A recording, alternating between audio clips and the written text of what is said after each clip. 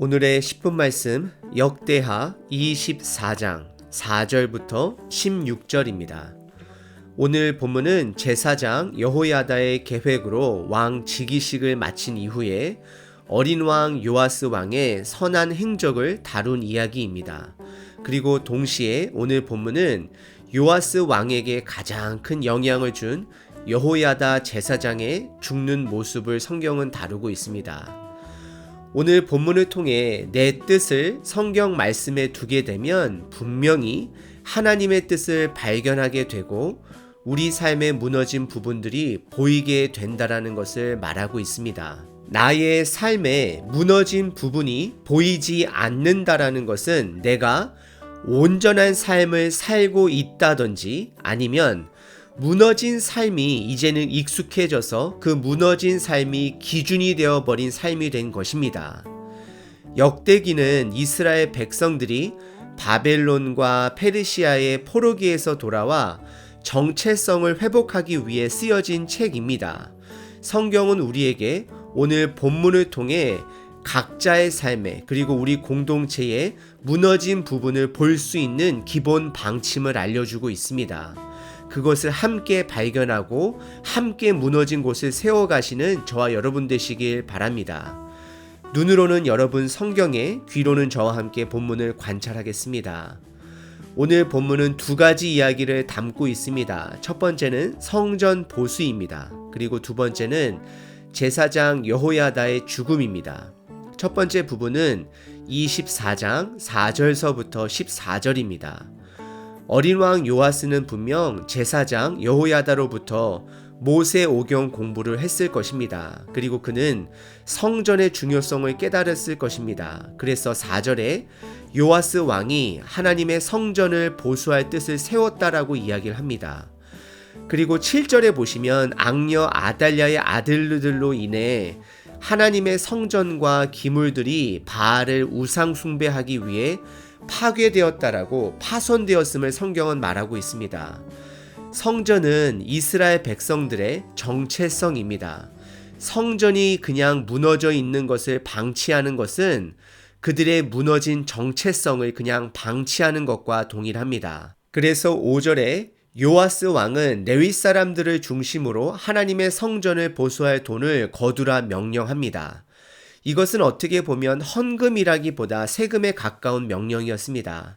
하지만 5절에 요아스 왕이 빨리 그 일이 진척되도록 명령을 했지만 레위 사람들이 빨리 하지 않았다라고 성경을 말합니다. 그리고 열왕기하 12장에 보면 요아스 왕이 왕으로서 23년 동안 치리하는 동안 이 일이 지지부진해진 상황인 것을 볼 수 있습니다.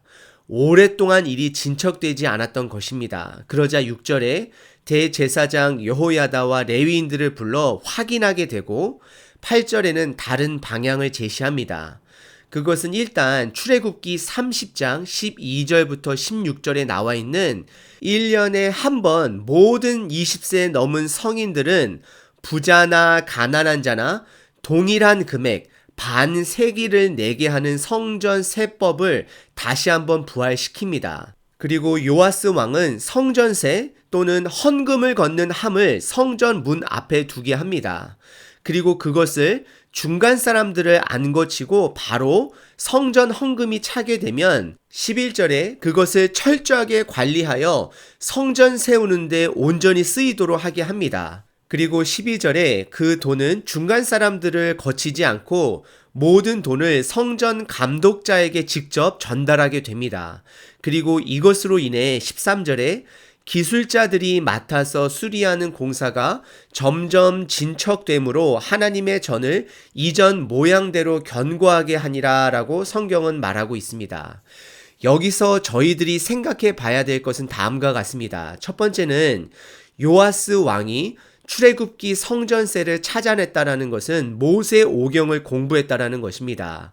그리고 두 번째는 성전세를 걷는 함을 성전 문 앞에 두어 성전세를 거두게 하는데 이것은 출애굽기 30장 12절서부터 16절에 나온 것이라고 말씀을 드렸는데요. 1년에 한 번 20세 이상 되는 모든 이스라엘 성인들이 부자든 가난한 자든 동일한 금액으로 반 세겔로 헌금한 것을 볼 수 있습니다.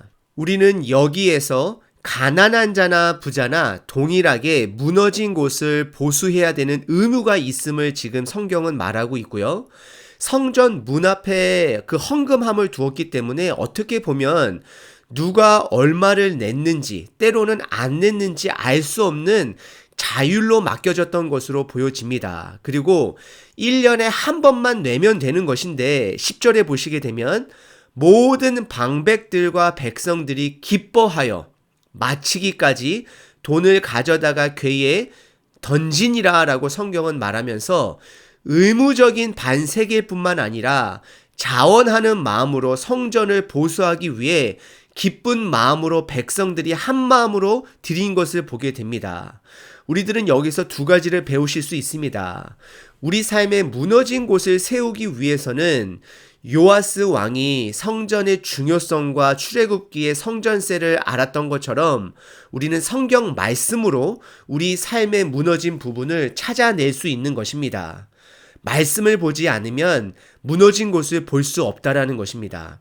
그리고 두 번째는 기쁜 마음으로 자원하는 마음으로 다 함께 섬길 때 무너진 성전을 세워갈 수 있다라는 것입니다. 한 가정의 무너진 부분을 세우기 위해서는 부모의 역할도 있고 자녀들의 역할도 분명하게 있다라고 지금 성경은 말하고 있는 것입니다. 그리고 14절에 성전 공사가 끝나도 돈이 남았고 그 돈으로 성전 안에 제사 때 사용하는 그릇과 숟가락과 같은 집기 도구를 만드는 데 사용함으로 온전히 하나님 전을 위해 사용되었음을 성경은 말하고 있습니다. 그리고 대제사장 여호야다가 살아있는 동안에는 항상 번제를 드렸다라고 성경은 고백합니다. 우리가 성경 말씀을 볼 때 무너진 곳을 볼 수 있고 요아스 왕이 4절에 뜻을 둔 것처럼 우리 삶의 무너진 곳에 자꾸 마음이 가고 그곳을 보수하기 위해 결단을 내리게 되는 것입니다. 약속의 말씀으로 회복될 것을 믿을 때 그것이 우리에게 기쁨으로 자원하는 마음을 얻게 하고 비로소 회복이 가능하다라고 성경은 말하고 있습니다. 그리고 15절과 16절은 제사장 여호야다의 죽음을 성경은 말합니다. 그의 나이가 130세를 살았다 성경은 말하며 모세보다 아론보다 더 오래 산 삶을 말하면서 하나님의 장수의 축복을 받은 자라고 성경은 드러내고 있습니다. 그리고 그의 죽음 가운데 특별한 것 중에 한 가지는 유다의 왕들이 묻히는 묘실에 그가 안치되었다라고 성경은 말하고 이것을 통해서 그가 살아 생전에 얼마나 선한 영향력을 유다에게 또 요아스 왕에게 끼쳤는지를 저희들이 알 수 있습니다. 저와 여러분들이 여호야다와 같이 우리가 살아있는 동안 우리의 목, 최선을 다해 선한 영향력을 감당하는 사람 되시길 바랍니다. 성경 말씀을 통해 무너진 곳을 볼 수 있는 저 여러분 되시기를 바라고요.